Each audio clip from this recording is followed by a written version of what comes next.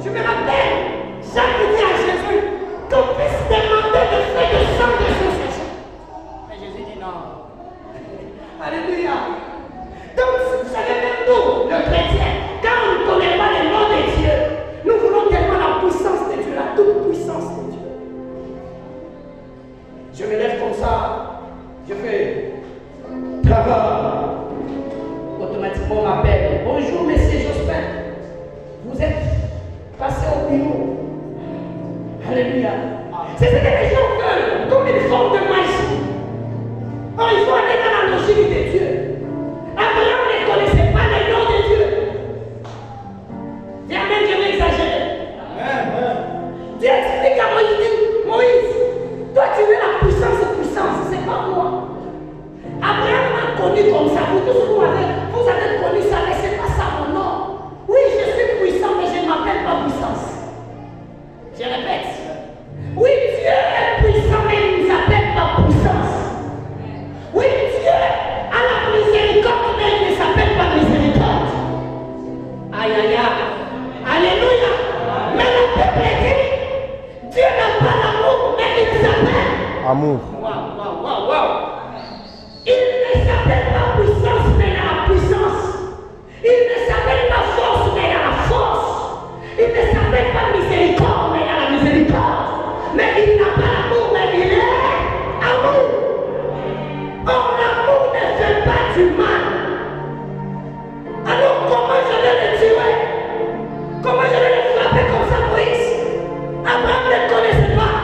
C'est pourquoi Daniel chapitre 12, verset 4, Dieu secrètement ses paroles au temps de la fin, plusieurs les liront et la connaissance augmentera. Je vais exagérer.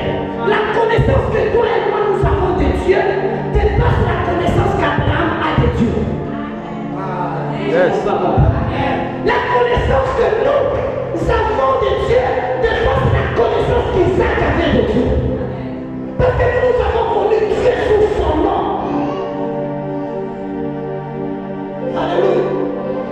Alors Moïse n'écoute pas. Alors Dieu dit, après que Dieu lui dit tout ça, Moïse dit non, Dieu, choisis notre personne. Je n'ai pas envie d'écouter ce que tu me dis. Alors Dieu dit, tu me vois incapable. Je vous ai enseigné c'est quoi la colère de Dieu. La colère de Dieu, ce n'est pas tuer. La colère de Dieu, c'est soumettre l'homme dans sa propre volonté. Est-ce que vous me comprenez? Yes. La colère de Dieu, c'est soumettre l'homme dans sa propre volonté. Dans les livres d'Exode, Dieu dit à Moïse, va.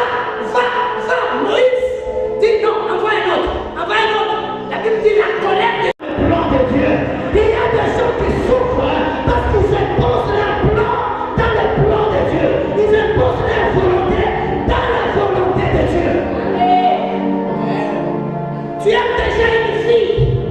Tu l'aimes tellement mourant et puis tu dis, Seigneur, je vais rêver si c'est lui. Mais toi, tu l'aimes déjà. Tu veux que tu l'aimes voir. Alléluia.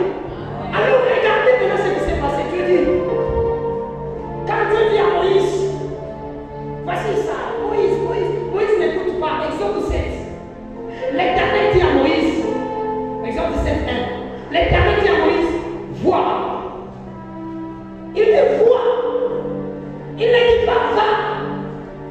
Il dit vois. Est-ce que tu peux dire vois? Vois. J'ai fait Dieu pour Pharaon. Moïse voulait le spectacle de la puissance. Il voulait voir comment Dieu est tout puissant. Dieu dit Moïse, parle. Quand tu vas parler, je sais ce que je vais faire. Moïse dit non, ça c'est pas suffisant. Alors tu dis, tu me vois incapable. Ça va voir. Je te fais Dieu.